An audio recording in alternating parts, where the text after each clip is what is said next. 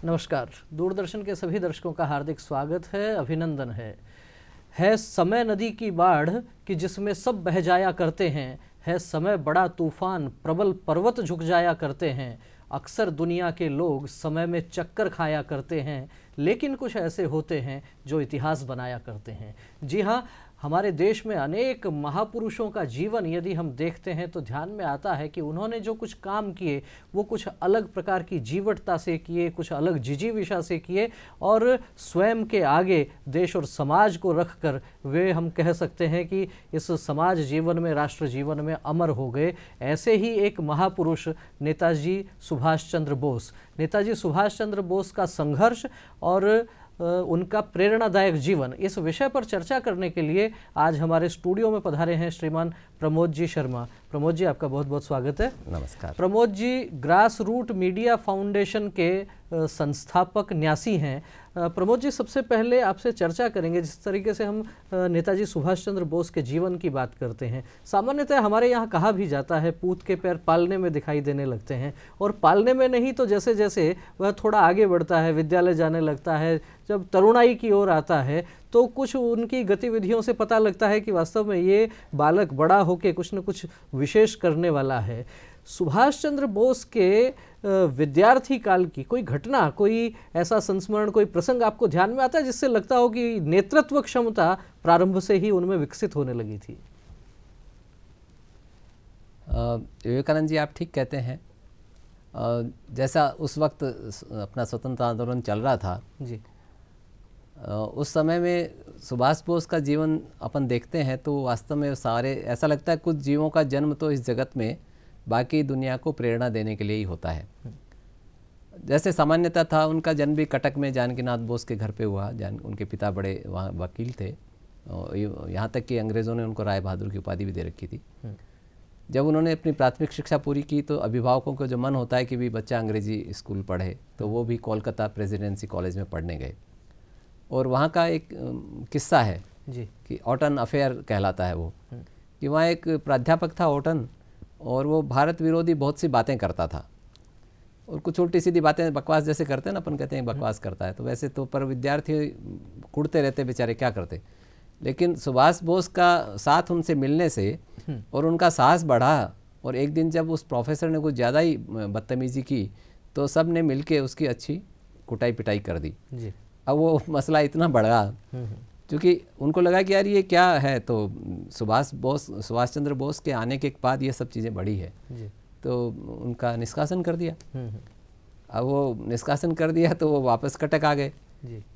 अब उनके पिताजी ने सोचा कि यार ये तो पढ़ाई बीच में रहेगी इसकी, तो उन्होंने बड़ी अपनी कोशिशें करके और वापस उनका फिर स्कॉटिश चर्च कॉलेज में लगभग 7-8 महीने के व्यवधान के बाद वापस वो कोलकाता गए और वहाँ से उनकी वो जो शिक्षा थी, कॉलेज शिक्षा, वो पूरी हुई जी।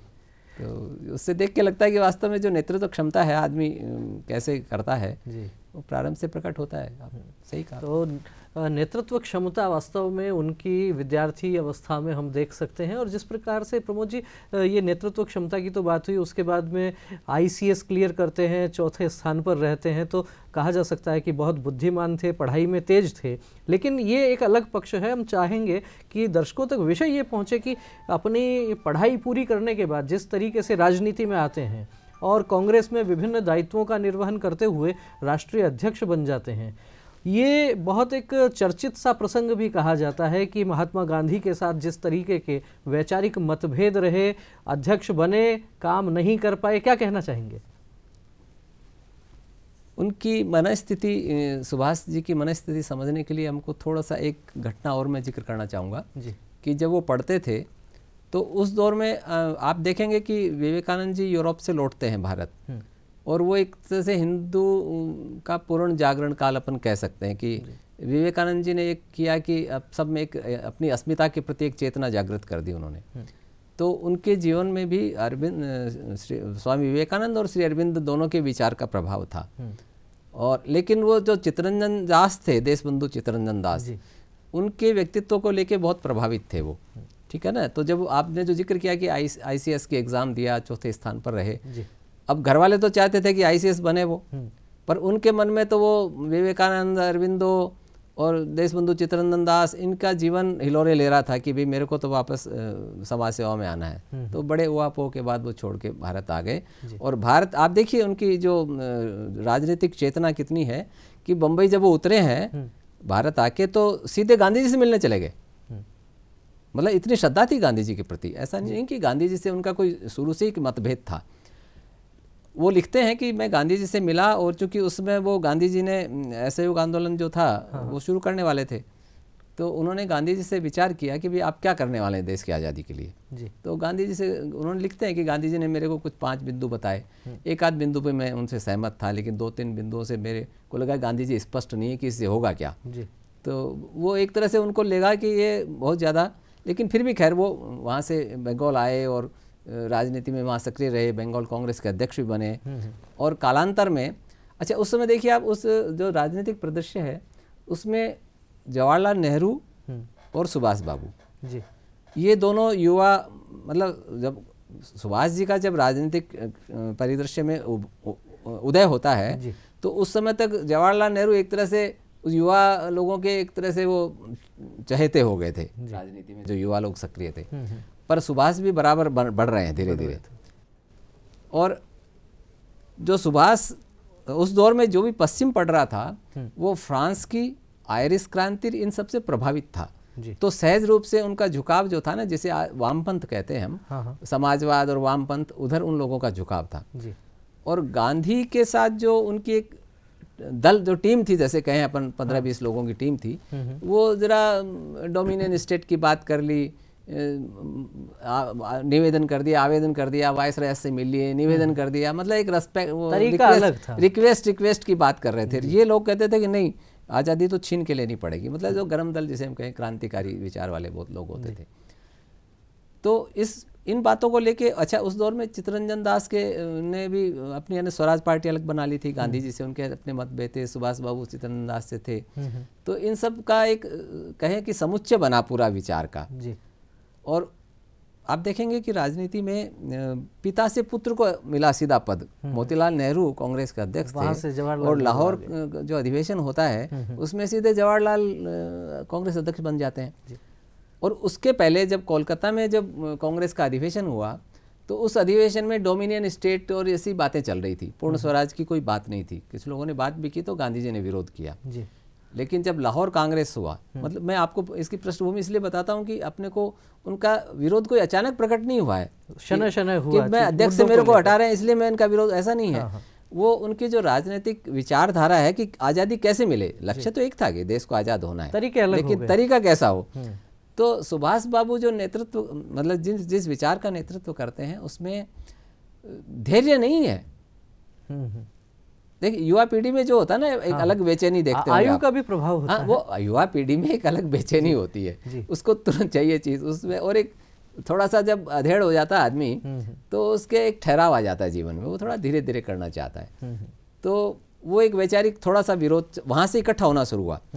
अच्छा, बीज कहाँ पड़ा कि जब लाहौर में अधिवेशन में पूर्ण स्वराज की बात हो गई, ठीक है ना, दिसंबर में, तो सुभाष बाबू ने एक प्रस्ताव रखा कि भी पूर्ण स्वराज के लिए क्या क्या करेंगे ये बताइए आप, और ऐसा कुछ करा उन्होंने। तो उनके प्रस्ताव को निरस्त कर दिया गया, मतलब वो स्वीकृत नहीं हुआ संशोधन। खैर, और यहाँ तक हुआ कि उनके जो साथी थे एक और, इन दोनों को उन्होंने कार्य समिति से भी निष्कासित कर दिया।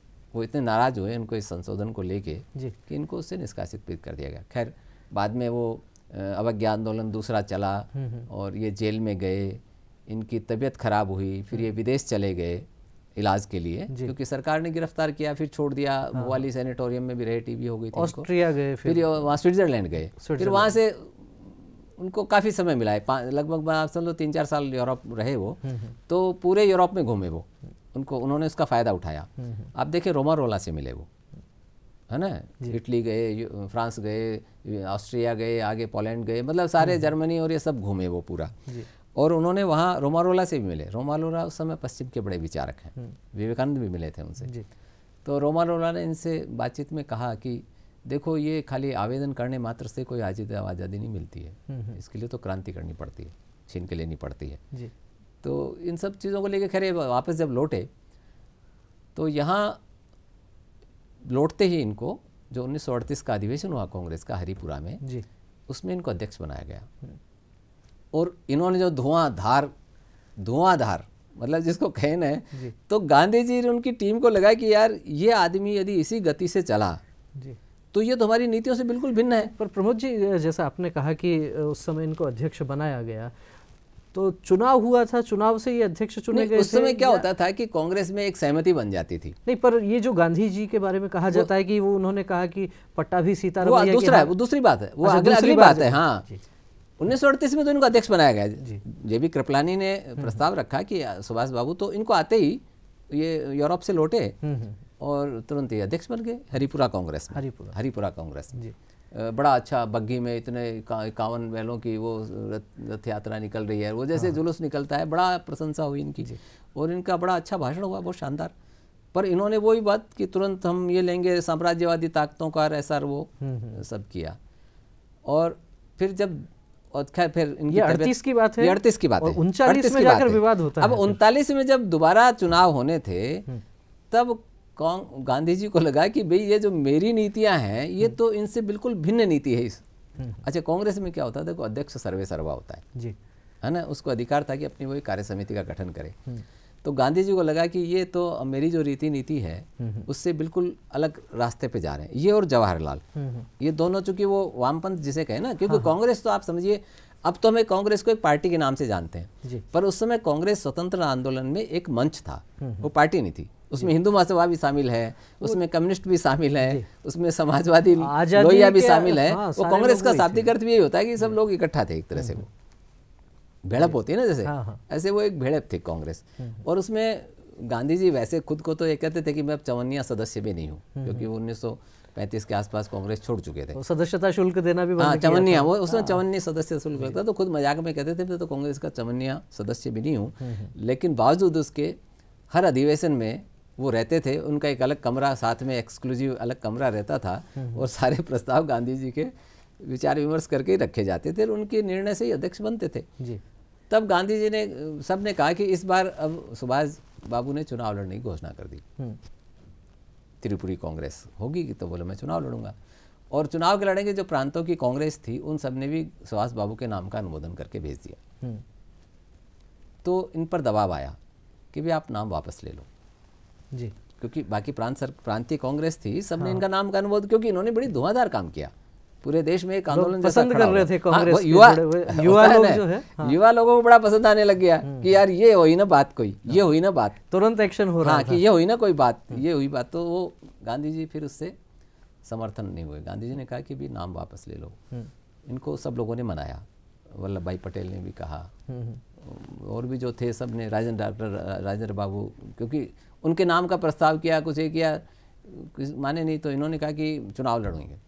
तो जिक्र आता, मैं पढ़ रहा था, उसमें लिखा है कि उन्होंने पूछा, लोहिया लिखते हैं कि मैंने सुभाष बाबू से पूछा कि भी आप जीत जाएंगे, तो सुभाष बाबू ने पक्का जीतूंगा। तो कहते वो गणित के भी मास्टर थे, उनका आकलन बिल्कुल सही था, और लगभग 200 वोटों से जीते वो। अब जीत तो गए। अच्छा, उनकी तबीयत खराब थी उन दिनों। वो त्रिपुरा कांग्रेस का आप दृश्य देखते हैं तो सुभाष बाबू मंच पे हैं, तो वो मरीजों वाली कुर्सी है, उस पर लेटे हुए हैं वो तबीयत खराब थी उनकी। खैर जीत गए, और गांधी जी बड़े मतलब उनको बड़ा विषाद हुआ इस बात का कि ये तो मेरी प्रतिष्ठा। तो उन्होंने, आप जो कह रहे हैं, उनका स्टेटमेंट है कि ये पट्टाभी सीतारामैया की हार मेरी निजी हार है। फिर ये मिले, गांधी जी की प्रति श्रद्धा थी, मतलब इनका मन में पूरा था। तो ये गए गांधी जी से मिलने कि बाबू बताओ अब कैसे करें। तो उन्होंने कहा भी ठीक है, तुम अध्यक्ष बन गए, अपनी समिति बनाओ। और जो समिति थी, कार्य समिति, उसमें 15 में से 12 लोगों ने इस्तीफे दे दिए। तो वो पत्राचार है बड़ा जी, जवाहरलाल नेहरू के साथ इनका पत्राचार है बड़ा, और किसी को समय मिले तो पढ़ना चाहिए। उससे अपने को समझ में आता कि सुभाष कैसे धीरे धीरे कांग्रेस से अलग होते हैं। मतलब एक इतना बड़ा व्यक्तित्व है जिसने पूरे देश में एक राजनीतिक चेतना की हिलोर जगा दी पूरी, और वो बिल्कुल अचानक से अलग हो जाता है। तो फिर 3-4 महीने ये उहापोह चली, क्योंकि वो कार्य समिति बना नहीं सकते जी, क्योंकि वो तैयारी नहीं है। अच्छा, ये चाहते थे कि बापू आपके साथ वाले सब, वल्लभ भाई पटेल, डॉक्टर राजेंद्र प्रसाद, मौलाना आजाद, जेबी कृपलानी, ये सब आए समिति में, उनका भी तुम्हारी बढ़ाओ। जैसे हाथ झाड़ लेता है ना आदमी जी, एकदम। जैसे अपने शेखावटी में कहावत है ना कि वो चोर को कहे लाग और साहूकार को कहे जाग। तो ऐसी जैसी स्थिति हो गई उनकी। अब सुभाष बाबू इतना दुखी हो गए कि अंततः उन्होंने फिर इस्तीफा दे दिया अध्यक्ष पद से। और इस्तीफा देके वो चुप नहीं बैठे, फॉरवर्ड ब्लॉक की स्थापना की। फिर उन्होंने फॉरवर्ड ब्लॉक बनाया, फॉरवर्ड ब्लॉक बनाया। अब ये 39 की बातें हैं जी। फॉरवर्ड ब्लॉक बनाया, उनका पहला अधिवेशन मुंबई में किया उन्होंने। और चूंकि उनकी अपनी फॉलोइंग तो थी, वो खड़ा हो गया खूब अच्छा। और आंदोलन वो अपने सब करने लग गए। दूसरा अधिवेशन उन्होंने नागपुर में किया 1940 में जी, जून में। उसमें जिक्र आता है कि वो 20 जून को डॉक्टर हेडगेवार से ही मिलने गए, क्योंकि जब तक जो डॉक्टर हेडगेवार चूंकि मूलतः कांग्रेस में ही थे, और जो असहयोग आंदोलन था, उसके बाद जो बोपला विद्रोह हुआ, उनसे वो कांग्रेस के नीतियों को लेकर रुष्ट हुए, और उन्होंने अपना एक हिंदू संगठन मुंजे जी के साथ मिलकर राष्ट्रीय स्वयंसेवक संघ बनाया था। तो चूंकि वो उस समय तक एक बड़ा आकार ले चुका था, तो सुभाष बाबू को लगा कि भी फॉरवर्ड ब्लॉक और संघ यदि साथ मिलके कुछ काम करे तो देश की आज़ादी के आंदोलन में हम कुछ ज़्यादा बेहतर कर पाएंगे जी। पर दुर्योग की बात है कि उस दिन डॉक्टर हेडगेवार बीमार थे, बुखार में थे, तो उनकी मुलाकात नहीं हो पाई, और वो लौटे और उसी रात्रि को डॉक्टर हेडगेवार का निधन हो गया जी। तो निश्चित रूप से ये कहा जा सकता है कि सुभाष चंद्र बोस जिस तरीके से काम कर रहे थे, युवाओं में खासे लोकप्रिय हो गए थे, और कांग्रेस पार्टी के भीतर अध्यक्ष पद तक पहुंचने के बाद भी जिस तरीके की राजनीति थी, उसमें उनको कहीं ना कहीं लग रहा था कि वहां रहकर काम करना उतना आसान नहीं था। कुछ परेशानियां थी, कुछ कठिनाइयां थी, कुछ काम करने का तरीका भिन्न था, लेकिन देश के जो महापुरुष थे उनके प्रति श्रद्धा का भाव उसी प्रकार था। चाहे महात्मा गांधी हो या फिर जिस तरीके से प्रमोद जी ने चर्चा की, राष्ट्रीय स्वयंसेवक संघ के संस्थापक डॉक्टर केशव बलिराम हेडगेवार से भी मिलने के लिए जाते हैं फॉरवर्ड ब्लॉक की स्थापना करने के बाद। तो निश्चित रूप से हम कह सकते हैं कि एक अलग प्रकार का व्यक्तित्व, एक अलग प्रकार की ज्वाला उनके भीतर धधक रही थी। और ये भी कहा जा सकता है कि कीमत मेरी हर कोई भी वहन नहीं कर सकता है, कोई जुगनू आकर मुझको दहन नहीं कर सकता है, जो उजियारे का आदि हो मिलकर मेरे साथ रहे, मैं सूरज हूं अंधियारा मुझको सहन नहीं कर सकता है। इस प्रकार के भाव हो सकता है सुभाष बाबू के मन मस्तिष्क में उमड़ घुमड़ रहे हों, और एक अलग तरीके से उन्होंने काम करने की पद्धति अपनाई जिसमें कहीं ना कहीं लगता था कि कोई रोक टोक उन पर नहीं हो। इस तरीके से जब प्रमोद जी हम सुभाष बाबू को पढ़ते हैं, उनकी जीवनी को देखते हैं, तो एक बहुत महत्वपूर्ण घटना बताई जाती है, पेशावर से जुड़ी हुई जो घटना है, हम चाहेंगे दर्शकों तक उसकी भी जानकारी पहुंचे। जैसे मैंने जिक्र किया कि वो नागपुर में मिले डॉक्टर हेडगेवार से जी, और वहीं उन्होंने घोषणा की, जून के महीने की बात है, कि मैं कोलकाता आ रहा हूँ, और वहाँ एक गुलामी के प्रति खायवाल करके कोई थी मूर्ति थी जी, कि मैं आऊँगा और उसको तोड़ूंगा 3 जुलाई को। घोषणा कर दी उन्होंने, और कोलकाता पहुँचते उनको गिरफ्तार कर लिया अंग्रेज सरकार ने जी, और गिरफ्तार करके जेल में डाल दिया। हाँ। तो उन्होंने कहा भी मेरा अपराध क्या है, भी तोड़ी तो ही नहीं ना, खाली घोषणा ही कर ली, आपने गिरफ्तार कर लिया। ये कहते हैं, मैं पुष्टि नहीं कर पा रहा क्योंकि मेरे को और कहीं से इसका सुराग नहीं मिला, पर कहते हैं कि वो उस दौरान उनकी सावरकर जी से मुलाकात हुई जी, जब वो डॉक्टर हेडगेवार से नहीं मिल पाए। हाँ। तो कहते हैं सावरकर जी से मुलाकात हुई, और उन्होंने अपनी दशा बताई कि भी कैसे अब करें देश में। तो सावरकर जी ने कहा कि देखो अब प्रथम विश्व युद्ध शुरू हो गया है, 1939 में शुरू हो गया था, और अंग्रेज और ये सब लड़ाई में उलझे हुए हैं, तो बढ़िया मौका ये है कि कहीं अपने कोई, क्योंकि आयरिश क्रांति को आप देखें, चेकोस्लोवाकिया की देखें या पोलैंड को देखें, तो वहाँ जो आज़ादी मिली उसमें वहाँ उन्होंने एक वॉशिंगटन भी जैसे एक सेना थी उनके पास संघर्ष करने के लिए, ठीक है ना। तो उन्होंने कहा कि गांधी जी के तरीके से तो भैया ऐसे ही होगा कि आप मरते कुटते पिटते रहो, आपको लाठी से कोई सिर फोड़ देगा, कोई गोली चला देगा, और आप बस आज़ादी की मांग करते रहो, कुछ होगा नहीं। तो तुम बोले बाहर जाओ, यूरोप जाओ जी, बाहर जाओ, और वहाँ कुछ ऐसा कोशिश करो, जो अंग्रेजों के दुश्मन हैं जी, उन देशों से मिलके कुछ ऐसी कोशिश करो कि उन इधर आक्रमण करे। ये प्रेरणा सावरकर ने दी? हाँ, ये कहते हैं। अच्छा, ये कहते हैं, मेरे को कहीं और से पुष्टि नहीं, पर मैंने एक जगह पढ़ा कि ऐसा उनका सावरकर जैसे भेंट हुई, और उसके बाद उन्होंने मन बनाया कि मेरे को बाहर जाना चाहिए। तो उनको बंगाल में जैसे कोलकाता जाते ही जेल में डाल दिया। जेल में डाला तो उन्होंने कहा भी मेरे दोस्त बताइए आप ऐसे क्यों डाल दिया। मैं आपको पृष्ठभूमि इसलिए बता रहा हूँ कि पेशावर का एक जानने के लिए ये बड़ा एक आप देखेंगे कि जासूसी उपन्यास जैसा ही, मतलब आप जैसे कोई जासूसी उपन्यास पढ़ रहे हैं, पीछे की चीज छूट जाएगी तो समझ में हाँ, वो समझ में नहीं आएगी कि वो गए क्यों। तो उनको लगा कि अब मेरे को बाहर जाना है, लेकिन वहाँ जेल में डले हैं, जाएं कैसे बाहर।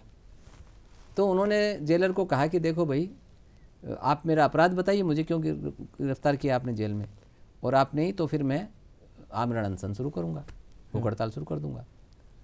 तो वो उन्होंने कहा चलो छोड़ो यार, अब क्या है, इसको कुछ है ही नहीं, अब तो कांग्रेस में तो रहा ही नहीं है, फॉरवर्ड ब्लॉक है एक छोटा सा, कोई खास बात नहीं। तो उन्होंने उनको छोड़ दिया, लेकिन इनकी तबीयत भी खराब थी और ये घर आ गए। लेकिन इनको एक तरह से आप कहें ना नज़रबंद जैसा था, कि इनके घर के बाहर लगातार वो जासूस बैठे रहते कि क्या गतिविधियाँ हैं, कौन इनसे मिलने आता है, कौन जा रहा है, ऐसा सब रहता था निगाह।